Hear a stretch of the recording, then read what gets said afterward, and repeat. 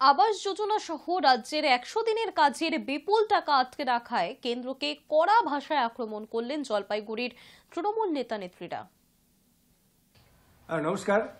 আপনারা নিশ্চয়ই জানেন যে পশ্চিমবাংলার আজকে যে দিনটা এনআরজিএসের দিন, আজকে ভাবতে অবাক লাগে 2021 সালে বিধানসভা নির্বাচনের পরে আজকে ভারতীয় জনতা পার্টি তথা নরেন্দ্র মোদী, অমিত শাহ থেকে শুরু করে যে 100 দিনের কাজ এবং আবাস যোজনার টাকা বন্ধ করে দিয়েছে, তার জন্য সর্বভারতীয় তৃণমূল কংগ্রেস নেত্রী তথা মামাটি মানুষের সরকারের মুখ্যমন্ত্রী মমতা ব্যানার্জি এবং সর্বভারতীয় তৃণমূল কংগ্রেস দলের সাধারণ সম্পাদক এবং সাংসদ অভিষেক ব্যানার্জির নির্দেশে আমরা যেমন কিছুদিন আগে আমরা দিল্লিতে গিয়েছিলাম, তেমনি আবার সর্বভারতীয় তৃণমূল কংগ্রেস নেত্রী তথা মামাটি মানুষের সরকারের মুখ্যমন্ত্রী মাননীয় মমতা ব্যানার্জির নির্দেশে যে এনআরজিএস যে 100 দিনের কাজা বাংলা আবাস যোজনার যে টাকা বন্ধ করে দিয়েছে, তার জন্য ওনাদের নির্দেশে আগামী দিনে আমরা বৃহত্তর আন্দোলন করব। আজ এনআরজি দিবস। গরিব মানুষের কাজের অধিকারকে সুনিশ্চিত করতে জাতির জনক মহাত্মা গান্ধীর নামে এই আইন কার্যকরী করা হয়। সেই গরিব মানুষের কাজের যে অধিকার, সেই অধিকার নিয়ে আজকে ছিনিমিনি খেলছে কেন্দ্রের একটা স্বৈরাচারী সরকার, বিজেপি পরিচালিত সরকার।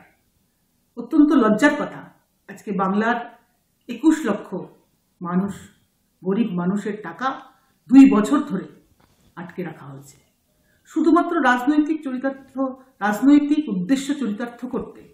বিজেপির এই ঘৃণ্য আচরণ, এটা আমাদের এক জাতির লজ্জা, দেশের লজ্জা, যে বাংলার মানুষ যেখানে তারা 21-এর নির্বাচনে যে বিজেপির দল বাংলায় জয়লাভ করতে পারেনি বলে আজকে 21 লক্ষ মানুষের 7,000 কোটি টাকা তারা বন্ধ করে রেখেছে। এবং সেই সঙ্গে যেটা গরিব মানুষের যেটা হকের টাকা, অধিকারের টাকা, সেটাকে আটকে রাখা শুধু নয়, তার সাথে সাথে আবাস যোজনার টাকা, কেন্দ্রীয় আবাস যোজনার টাকা, যে ঘরের তালিকা তৈরি হয়ে গিয়েছিল সেই টাকাও আটকে রেখেছে, সড়ক যোজনার টাকা আটকে রেখেছে। সেটা সাধারণ মানুষ, গরিব মানুষের জন্য, যার নামে এই এনআরজি মহাত্মা গান্ধীর নামাঙ্কিত এই প্রকল্প, এই আইন যেটা যার নামাঙ্কিত, তাকে তার ন্যূনতম সম্মান দেওয়ার কথা তারা তো ভাবেই না।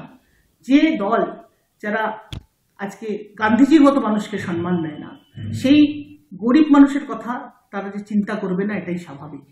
তাই আমাদের অবাক লাগে যে এই বিজেপি দল কেন্দ্রে বসে রয়েছে এবং শুধুমাত্র ভোটের রাজনীতি এবং গরিব মানুষকে মারার রাজনীতি, যে বিভিন্ন প্রকল্প টাকা বন্ধ রেখে যে রাজনীতি, বাংলার মানুষের প্রতি যে বঞ্চনা, বাংলাকে যে বঞ্চনা, এই বঞ্চনা আজকে সাধারণ মানুষরা বুঝতে পারছে এবং এর জবাব সাধারণ মানুষই দেবে।